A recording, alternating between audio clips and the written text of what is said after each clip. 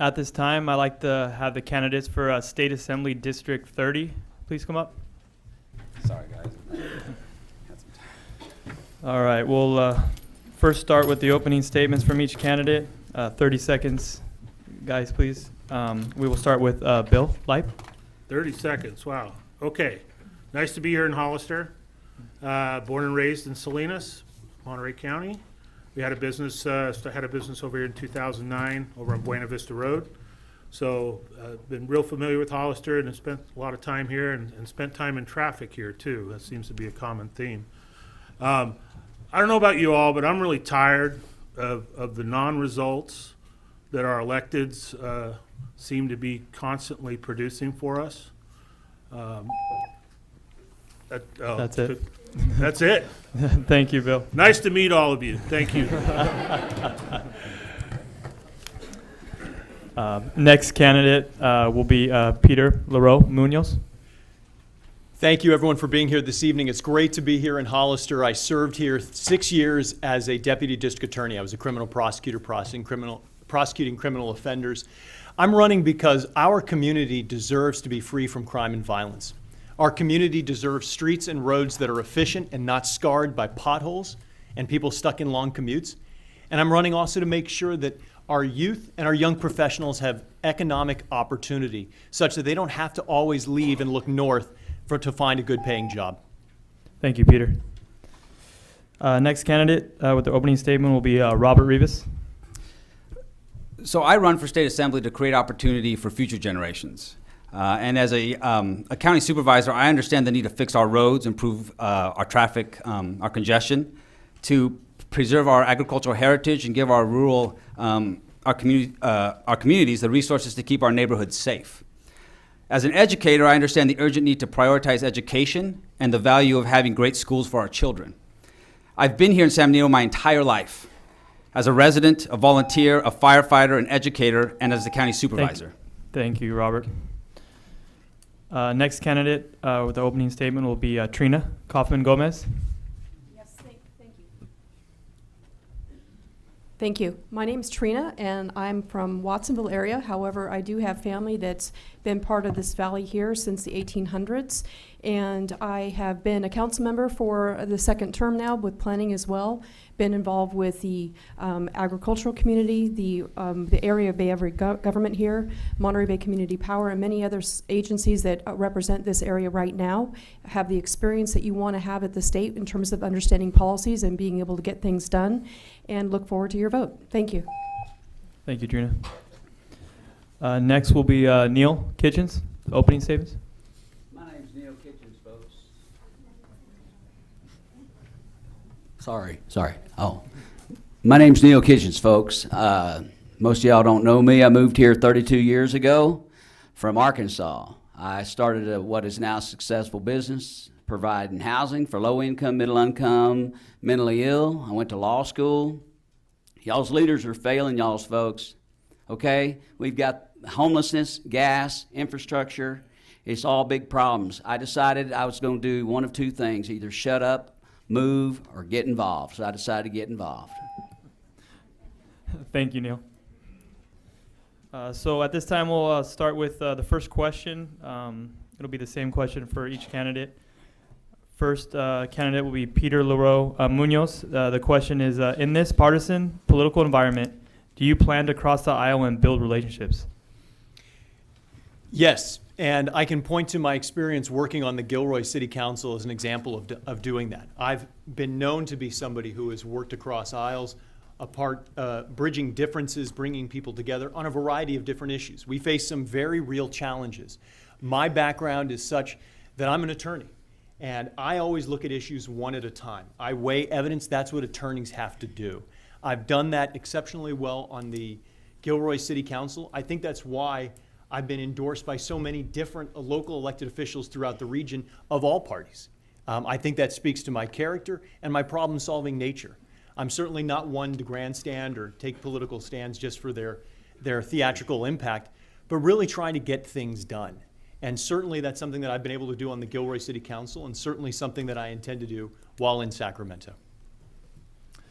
Thank you, Peter. Next is Trina Kaufman-Gomez. Sure, certainly. I do have the experience with gaining consensus with the community, as well as with our council members that I've worked with, as well as the boards and agencies. I have also gone up to the state and talked to the assembly members on both sides of the aisle, because you need to gain consensus in order for us to move forward. It's important that we find the common ground, of which I have that opportunity being able to do with my experience as a council member working with planning, working on contentious issues. There are many contentious issues.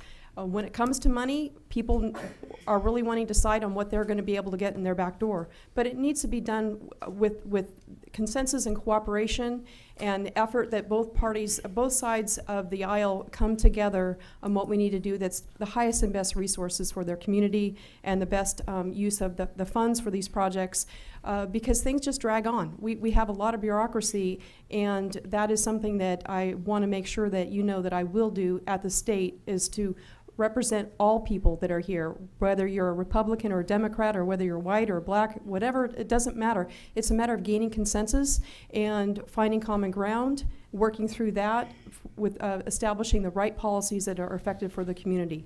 That's what's important when it comes to the state, on gaining consensus and working and establishing those type of relationships for our community. Thank you, Trina. Next candidate, Bill Lipe. Yes, absolutely. And specifically, working with other rural representatives throughout California. San Francisco and Los Angeles control pretty much half the legislature in both houses, the Senate and the Assembly. I've raised money. That's one of the evils of this whole process, is actually having to ask people for money, and you can't be shy about it, and I haven't been. I've raised almost all of my money within the district. The two candidates on either side of me have raised their money almost wholeheartedly from outside the district. So a lot of this talk about traffic and crime and other things like that are being financed by people that have alternative interests from those of us. So really working with other people, the other party, let's be frank, to represent the values and the problems and the issues we have here in rural California is absolutely critical. And to me, it's the only way we can counterweight this elite urban ideology from San Francisco and Los Angeles that is being crammed down our throats. And I've been working on a lot of water issues the last 3 or 4 years, and I can tell you it's a very contentious issue, even with people that of like ideologies. I've been working hard to create resolutions to these difficult issues that have been put upon us by urban ideologies coming from San Francisco and Los Angeles. And I'm talking about Sigma and the battle with groundwater that we're all starting to have. Thank you. Thank you, Bill. Next, we'll have Neil Kitchens. Thank you. It's got to be green, Neil.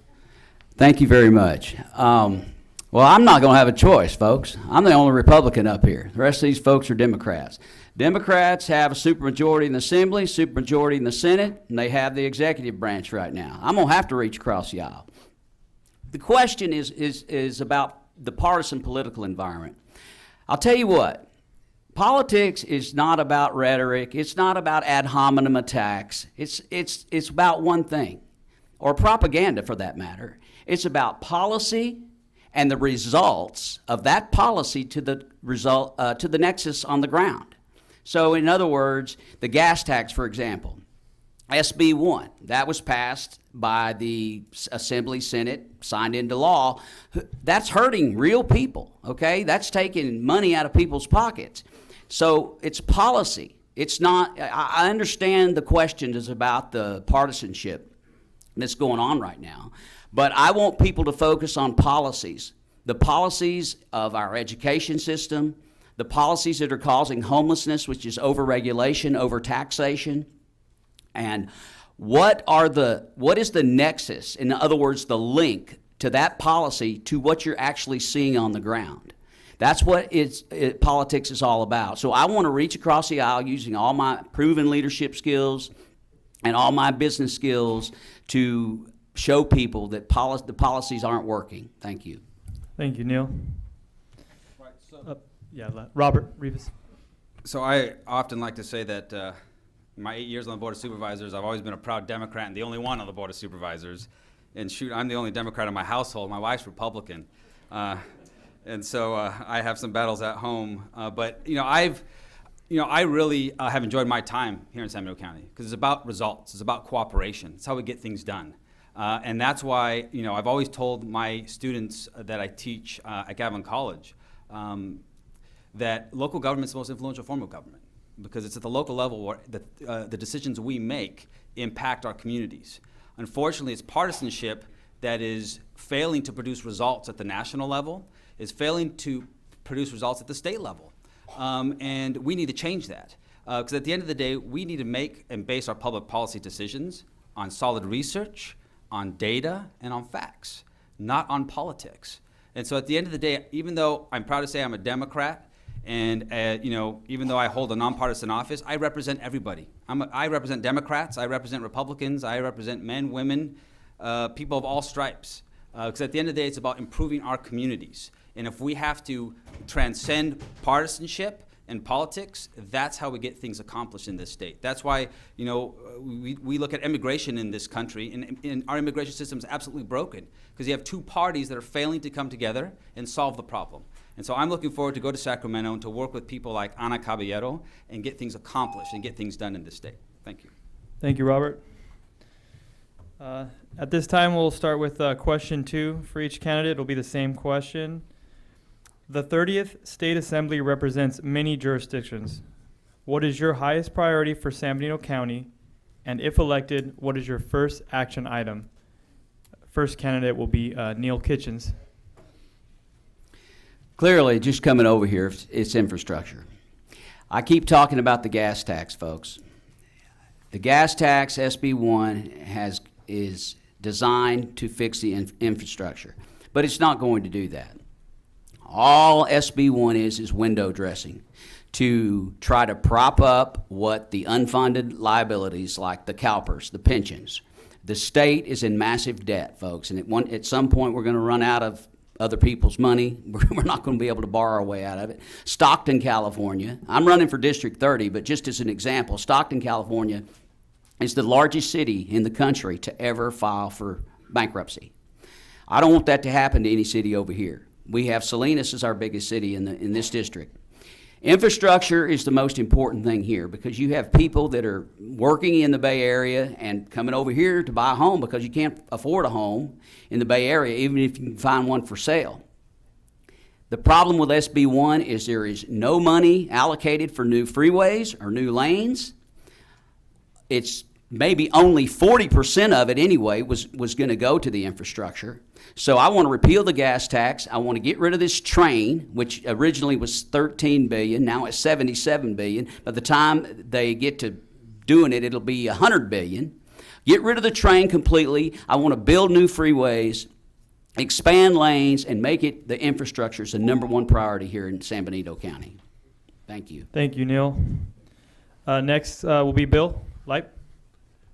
Yeah, I made my way over here on 156 from Monterey County, and I know I've been commuting through this area and obviously visiting here for a long time. It's a traditional way for us to go spend time in Lake Tahoe is to come through the Hollister area in San Benito County. 156 is a joke. I think 25 is also maybe worse, which is kind of hard to imagine. So I think roads would be a big priority. And, I don't like necessarily this grant funding process because I know all of us in this big jurisdiction that you point out here in your question of the 30th District, we're piecemeal. We get the crumbs if we're lucky. Again, San Francisco and Los Angeles are predominantly the areas that get that grant money and get those roads built. So something has to be done in order to ensure that the funding gets to the areas where it's needed. And maybe even a 2-for-1 or 3-for-1 bonus for rural communities who've been sitting out here starving for so long for just little things like a nicer road or an overpass there at Union Road, simple things like that, things that have been talked about for many decades but never been done. I think water's an important issue. I know I'm short here on time, but I think water in San Benito County, San Juan Bautista in particular, is a very important issue. So those are things that I would focus on, and managing growth. If the county can't manage the growth in this place, then maybe the state should come in and help out. Thank you, Bill. Robert? So the issues in San Benito County are magnified 10 times over, and not only San Benito County, but in rural California. And one of my main goals, and one of the reasons I'm a candidate, is obviously creating opportunities. And none are as important than in rural California in tackling the issues we have here. Issues of affordability. We have an affordability crisis, related to housing, related to health care, related to college tuition. But prioritizing our issues in rural California it needs to be a priority for all of us in this state. Our infrastructure, our roads. When you look at our transportation issues, certainly we need to repair and improve our roads. But we also have to improve our transportation networks and relieve congestion. And so certainly utilizing technology, utilizing ways for investment. People in if you live in Sacramento or in San Francisco and you choose to be in 2 hours because you have a 20-mile commute, that's your choice. But here in rural California, we don't have that choice. We don't have mass transit options. And so certainly it's prioritizing our issues to make sure that we get our fair share from an SB1, to make sure that we're utilizing opportunities to improve our communities, which can, as I mentioned, from an affordability standpoint, from a rural standpoint, transportation, we can't recruit industries here if we don't have broadband access. We don't have high-speed internet to allow people that live here to commute, to work from home. So creating those opportunities for people to stay here, invest here, and be off the roadways. Thanks, Robert. Peter? The top priority is two-part, and stop me if you've heard this one before, but it's traffic relief and road repair. Absolutely at the top of the list. We look at some of the biggest challenges that we face with the conditions of our roads that are deteriorating and the escalating cost to actually fix those, and the tax that puts on drivers who routinely have to repair their cars more frequently as a result of those low conditions for roads. We also look at the amount of time that people lose every single day stuck in traffic and commutes. It's absolutely insane. When they commute more than 2 hours each way to work, that's tantamount to a part-time job for which you're not being paid every week. So certainly recognizing those two problems is very important, would be my top priority. I have experience doing that on the Gilroy City Council, working with the Mobility Partnership that brings together both the San Benito County representatives and Santa Clara representatives as we address issues around 156, 152, and Highway 25, working to find those solutions. Additionally, I've also worked on several different measures that have had success in Santa Clara County that have brought millions of dollars into the city of Gilroy to help with our road repair. So my expertise and my background would certainly inspire me as my first act to work with the California Transportation Commission to come up with a viable funding plan and a structure for addressing some of these issues around road repair and traffic relief. Thank you, Peter. Trina? Thank you. We have all heard about transportation, and we know that it's a significant amount of the money that we need. SB1 is one of the take-homes that we're supposed to be able to use in our rural community here to address what's going on with the 156 and the 25s that are here. Self-help county, this is one of the last counties in the area here that is not a self-help. That's something that needs to be considered for this community. I know you have a tax measure on the ballot that's a general tax measure, so that's something to be thinking about. There's also other bigger factors. CalPERS is a huge hit that the state has, and PEPRA is not going to be the solution to remediate the problem that many of the communities have. Hollister, San Benito County alone, you're spending about $8 million a year just for the unfunded mandate or the unfunded liability that you have for your CalPERS. That retirement is significant for communities. That will be something that needs to be focused. It's a can of worms to open up, I know, but it needs to be done. Again, we talked about transportation, your housing component. One of the issues you have here is you probably have less than 100 affordable units in this entire community. We also know that the housing that you need has to be all forms of housing, whether it's transitional, whether it's affordable, whether it's rental, even multiple families, because that is what the community makeup is that's here. And focus on implementing what the legislation is that's coming down from the housing component and making sure that it's effectively working, because right now the policy, the money, just sits there unused because of the way that the rules are set with using the funds. Thank you, Trina. At this time, we'll have the third and final question. It'll be the same question for each candidate.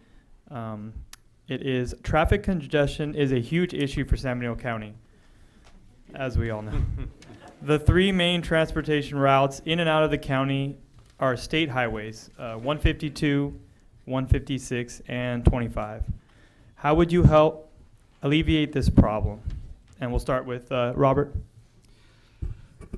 Yeah, certainly, as I mentioned, investing and prioritizing our issues are extremely important. And so when you look at, the ingress and egress problem we have in this county, I think that, making sure we get our fair share from Sacramento is vital to our ability to recruit industry here, to make sure that, our residents have a quality of life, staying here in our communities and not in their cars. And so, making sure that we utilize technologies. As I mentioned, it's very difficult for us to recruit industries here without access to, high-speed internet. Having the ability, it's 2018. We pride ourselves, we live in California, we pride ourselves on our innovation, our technology. And so having the ability to work from home is something that we should be striving for. When you take into the consideration that a large number of our residents commute. Being able to visit the doctor remotely from home is something that we've got to strive for. Utilizing technologies, investing in our communities in ways that, to prepare for the next wave of technology like automation and the driverless cars. And so making sure that, we're preparing our communities and local governments to be able to improve the flow of traffic. Because when you think of our problems with congestion, it's an intractable problem. And so certainly making sure that we regionalize these issues, making sure that we're working with, the bureaucracies in Sacramento to prioritize these issues and these corridors that are important for the flow of traffic and for San Benito County in particular. Thanks, Robert. Next candidate will be Trina. Yes. Again, I think all of us have a consensus that transportation is a huge issue, and this county is not any different than the rest of the counties with that type of impact. Again, I've mentioned too that the self-help tax makes a difference, because what you don't have the opportunity that other counties have that have adopted this is leveraging that to be able to offset more money available to you as a rural community to go ahead and add to SB1 funds, your general fund money that's coming in to help with your capital improvement projects for transportation. The other thing too is you have commuters going to Santa Clara Valley, and they are working up that way as well, and working with your partners, working with that county as well on these projects where you're getting the transportation from community members here that are going up to San Jose. And it's really important that you work along that, because that's the corridor that you basically share for all three, whether it's 156 or 152 or the Highway 25, to move people and get them around. I don't think the automated vehicles are going to really be that effective, because it's just changing what your four wheels are that are on the road. You need to have other forms of modalities that allow some incentives for carpooling and anything else that can be done, as well as being able to work from home. Those are all going to be things that you're going to need to work on here and invest money in, along with the funding that we're getting from the state and the Fed on this. Those are going to be really important for you to be able to work and improve and help out with that infrastructure problem that you have here. Thank you. Thanks, Trina. Next, we'll have Bill. Yeah, I was just reflecting back on something that was said, that things not getting done in California because of politics. I mean, Democrats control the legislature. Why should we have to struggle to communicate with our own party the needs of our community, our district, and rural districts around the state of California? It just seems puzzling to me. And I worked in IT. The commute from home thing, most business managers and businesses don't like it. They like their employees to be around, to be present, to be accountable for what's going on. They're making the payrolls. They're providing the benefits.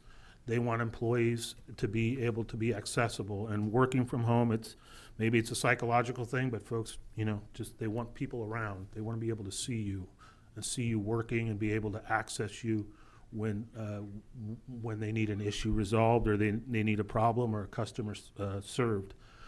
As far as what I would do with these three roads, I'd talk seriously with the landowners around here, the farmers in particular. Figure out how to widen these roads. It's going to involve taking out acreage, which I know As a Farm Bureau director over in Monterey County, and I'm not speaking for the Farm Bureau here, I'm speaking as an individual, but I know there's always a high price on wanting to sacrifice farmland, but in this case, it might actually make sense.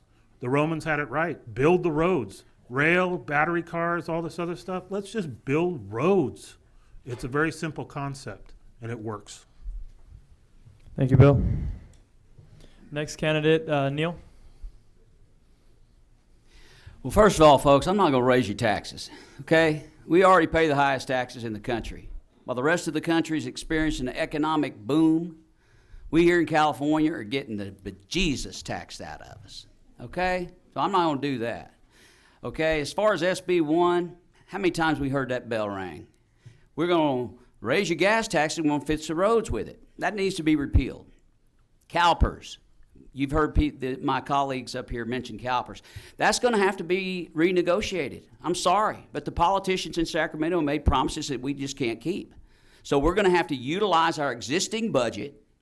We're going to have to renegotiate CalPERS, okay? And we're going to have to expand the roads.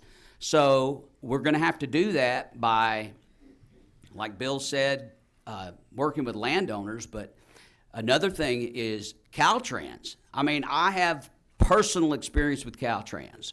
They have more waste, fraud, and abuse than you can ever possibly imagine, okay? They waste more material than they order. I drove a belly dump hauling asphalt for them. They were having me and 2 other drivers bring 6 buckets of asphalt to one little road repair right over here in San Juan Bautista. Took them 2 weeks.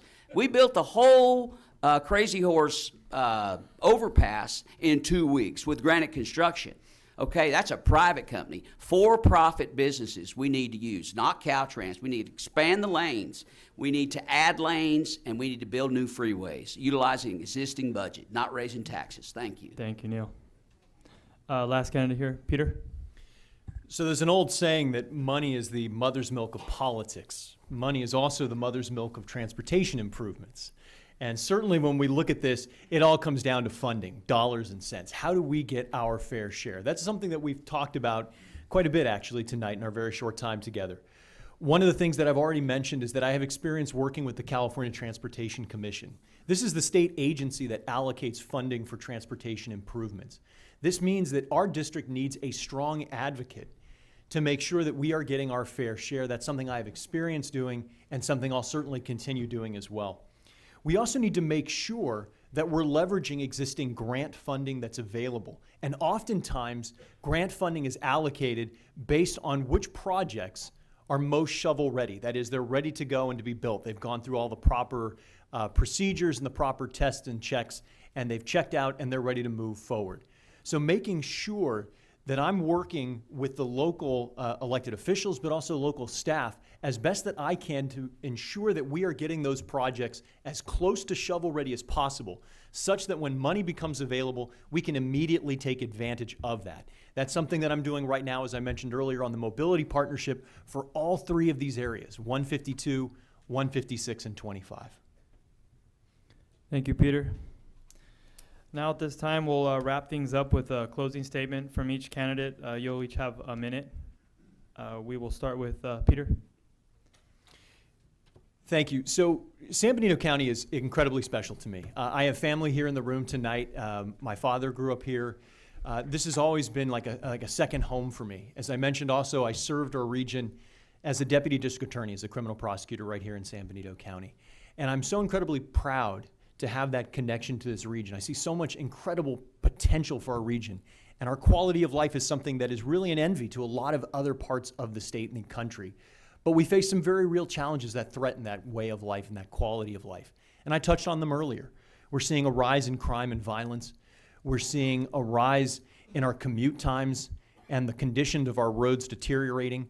And we're seeing less and less economic opportunity and business development going on here, and more of that taking place further to the north in the Bay Area and Silicon Valley. These are the issues that inspire me to run, because I really do believe in our district, and I believe so much in San Benito County. So thank you so much for joining us tonight. Thank you, Peter. Next candidate will be Neil Kitchens. Thank you, folks, for being here. I really appreciate it. I'll tell you what, If you look under each issue that's facing District 30, infrastructure, crime, housing, and one thing that nobody ever brings up is forestry. We have a big chunk of the Los Padres National Forest, Ventana Wilderness, that burn up every 30 years. It burns up. First we have drought, then we have fire, then we have mudslides, and each phase costs human life, animals' lives, and cost destruction of property. That all could be avoided. I'm a professional forester. I went to law school. I provide housing for mentally ill, low income. I promise you I will use all those skills when I go to Sacramento, and I will not check my common sense when I get to the city limits.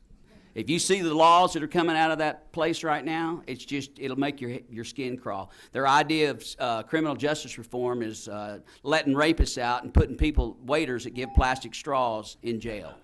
Thank you. Thank you, Neil. Next candidate, Trina. Thank you. As long as okay. I just want to say thanks again for the opportunity to be here and to give you a chance to compare and contrast the different candidates that are before you. And you're here to learn about us, and so that you can make that best informed decision so that you know who you're going to go ahead and strike on the ballot on who you're going to elect here. We know that there's your interest, and we need to fix what's broken up there. We need to bring money and resources to this county. We know that that's important. Someone who can get the job done, someone who has life experience with real firsthand knowledge about creating effective policies that are practical, they're collaborative, and they address the real issues that need to be handled in this community here. As your state assemblyman, my message is this.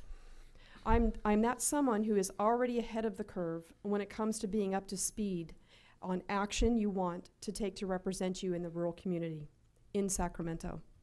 My accountability and integrity as a proven leader comes from years of experience in housing, transportation, environmental, and agriculture. Thank you. Thank you, Trina. Next candidate, Bill Light. I don't know about you all, but I'm really sick and tired of all the BS going on. That's why I got in this race. I don't want the same old banner of endorsements. We're going to put this person, they're the next leader of District 30. I've been in the trenches. I've made payrolls. I've battled Region 3 Water Quality Board. I've battled the State Water Board. And I say battle because they are trying to come in and do things and take stuff away, take away private property rights, impair our businesses to be able to employ people. It's really frustrating as a private citizen to watch what's happening. I'm not following the path of all our electeds and former electeds that have led down a path of failure. I don't have a lot of endorsements from electeds, primarily because where I live, I hold them accountable, and I'm not afraid to do so in public, on the public record. And when I'm elected, I would expect that you would do the same of me, to hold me accountable. Why isn't the roads done? Why aren't they improved? Why don't we have interchanges on these 3 roads so you don't have signal lights? That's crazy. There should be nice, beautiful off-ramps like they have in Los Angeles, San Diego, San Francisco, Sacramento. We should have those same benefits. I will be someone that will be your advocate. I will fight for our businesses, for our families, for our community, and everyone in our community. So I humbly ask for your vote. Thank you. Thank you, Bill. Thanks, Aaron. Robert? So, my family and I have very deep roots here in San Benito. You know, I grew up in Paicenas, which is about a half hour from here. I lived in farm worker housing with my mom, who's a single parent, and with my grandparents. In my family, my grandfather immigrated to Mexico because he knew that life would be better here in California and in San Benito than it would have been in Mexico. And now my wife Chris and I are raising our daughter Melina, 2 years old, in the same county where I grew up. And I want her to enjoy the same opportunities I've had. You know, and I want her to experience what we all want for our children, which is upward mobility. You know, I'm proud to be the only candidate supported by teachers, nurses, firefighters, and deputy sheriffs, because although a lot of people may not agree, endorsements do matter. To be endorsed by current Assemblywoman Ana Caballero and by more than 75 local elected officials in this district. I have built incredible support across this district because I'm the only candidate that they trust is going to go to Sacramento and fight for the issues important to this district, but most importantly, to represent the values that we all care about. So thank you all so much. Thank you, Robert. And thank you to all you candidates.